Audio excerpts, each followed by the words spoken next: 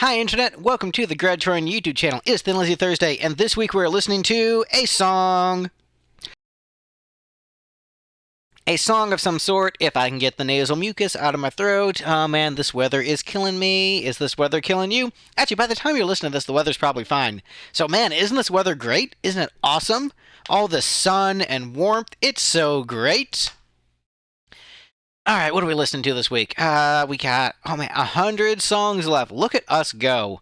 Did you guys think we'd ever be to this point? Man, we did it. Only 100 left. That is still years. Still so many years. None of you are allowed to leave this channel until we get all these songs done. You have to stick it out with me. Them's the rules. We're in this together. We're in this till the end. What are we listening to this week? Sure, we'll listen to the Burning Finger song from G Gundam. That's like a minute 20. Can I find what we're listening to in a minute 20? Can I do it? I think I can. I think I can.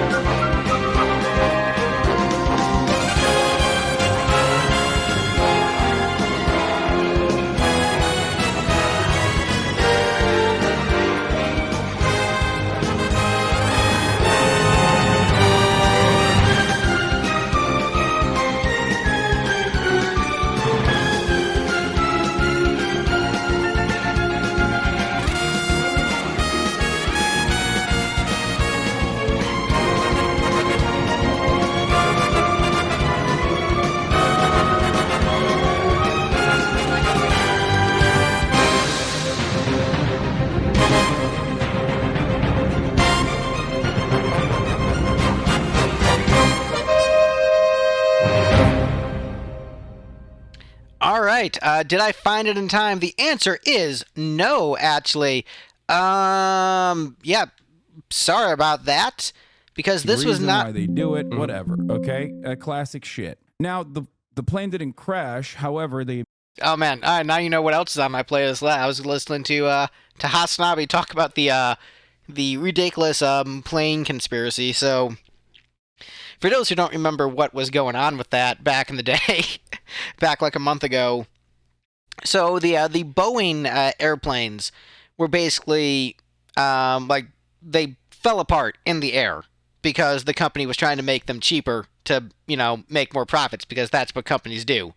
It is always like, hey, let's save money, even if it like potentially hurts the customers, because all we care about is making money because we're a company. That's what companies do. And so right-wingers were blaming the plane falling apart on the fact that they were having too many diversity hires. So, like, hiring too many black and gay people, and that's why the planes were falling apart. Not because the companies were trying to save money and make them cheaper to make more profits, but because they hired too many black people. So, because that makes sense. And people were like, Greg, why are you a leftist? And I'm just like, because that's conservatives are just like, a plane falls apart, it must be because of black people. Just absolutely absurd. So this week's song, I had trouble finding it because we're doing Lesley Duncan, Sing Children Sing, which was apparently on her first album. I don't know Lesley Duncan, but I guess there's a charity version that Phil Lynott appears on. So he is on this version. I don't know how big of a... He's in the chorus. So this is a We Are the World song from 1979. And Phil is part of the chorus, so... Cool. Let's react to this.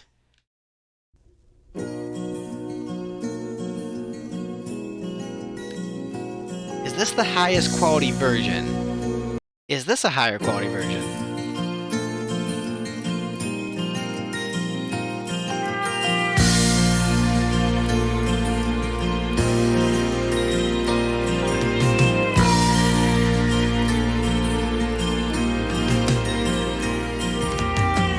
you feel at times you just can't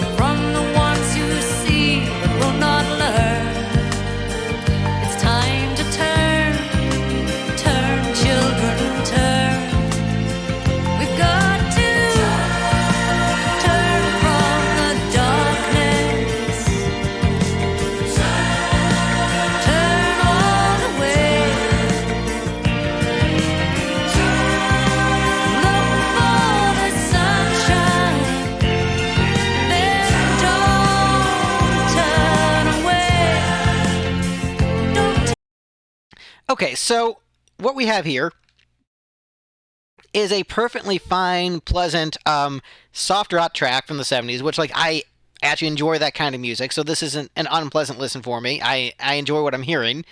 Um, the Phil Lynott involvement in this track is showing the level of completionist that we're doing on Thin Lizzy Thursdays, but you cannot make out Phil on the track. He is just literally just a background singer on this track, mixed in with a bunch of other background singers. So, like, he is just a non-presence in this track, basically. Like, he's there, but you can't pick him out. You wouldn't know he was there. You wouldn't be able to recognize his voice. Like, there's a Stevie Nicks song that Bret Michaels wrote, and there's a certain point where, like, you can hear him in the background vocals, and you're like, oh, that's Bret Michaels. You can pick out his voice. That's not what's going on here. Phil didn't write this. Phil is just a member of the chorus, and I mean, it's a good song. It definitely has that charity single vibe where, like, it's not necessarily saying a whole lot, but it's not bad either. It is, it's pat yourself on the back music, like, oh, right, we raised some money for some kids, good for us, but we have these big systemic, issues that we need to fix, which also, like, by that same token, I have done charity shows to raise money for different children's charities, and, we'll give ourselves the pat on the back, even though, like, we haven't fixed the structural societal issues that lead to, that needing to be a thing where, like, you need to, raise money for children, for victims of child abuse. Like, that's not just a thing that the government just does. You still need to take care of that. Geez. So by that token, like, I get it. It's fine. It's inoffensive. I just have no idea where I'll end up ranking this song.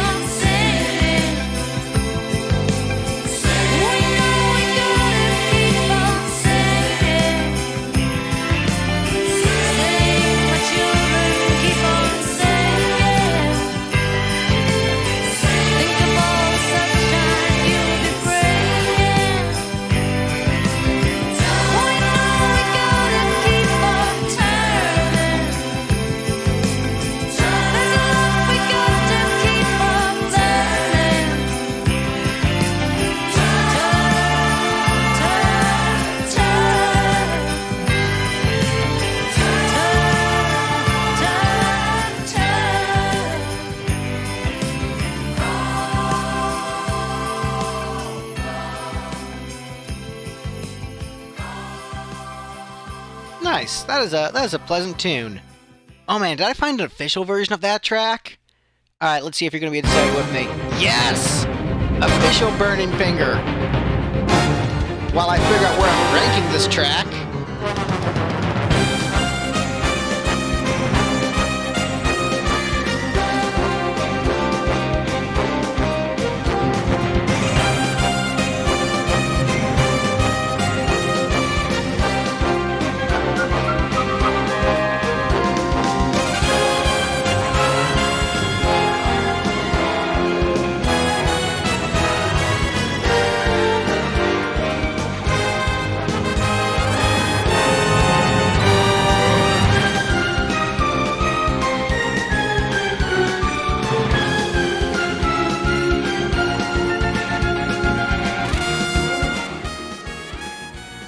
Yeah, so I ended up ranking it in low B rank.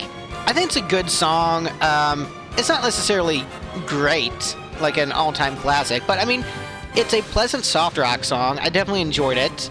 I was reading a little bit of her bio, I guess. So she, sang on Dark Side of the Moon, which is pretty cool.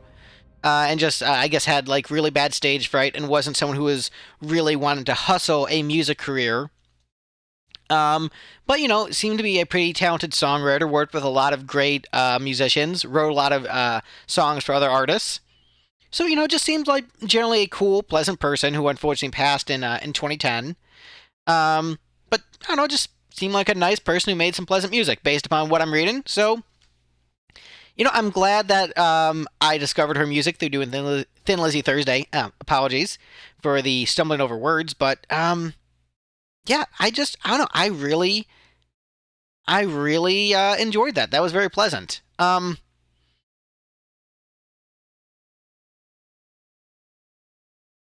Yeah. So for people who are wondering like what we're listening to this week, so I'm going to give you just a glimpse of one of the greatest TV shows of all time. So it's called Mobile Fighter G Gundam, and I'm just going to show you a clip from this show. And if you don't understand from this clip why this is one of the greatest shows of all time, there's just no helping you. So here, check this out.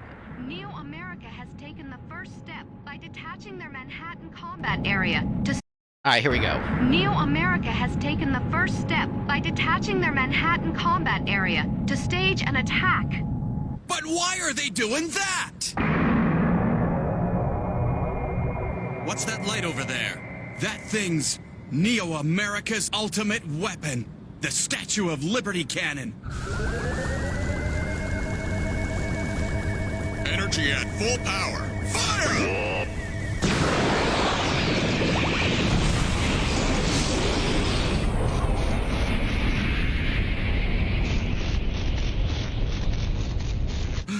Oh, man. Did you seriously think such puny power could break through our barrier? What a joke.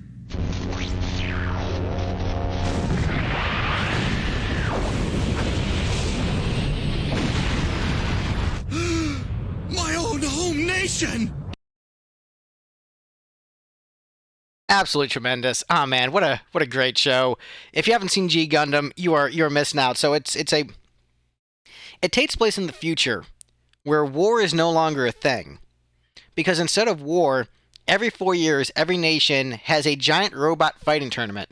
And whichever country's robot wins the fighting tournament rules the universe for 4 years. No take-backsies. And then in 4 years, they just do it again. So it's like the Olympics, but with giant robots fighting. Tremendous show. Perfection. All right, so, yep, that is this week's Thin Lizzy Thursday. Thank you guys so much for watching, and I will see you next week. And let me know what you thought of this one in the comments. And, yep, I'll see you there. Bye, everyone.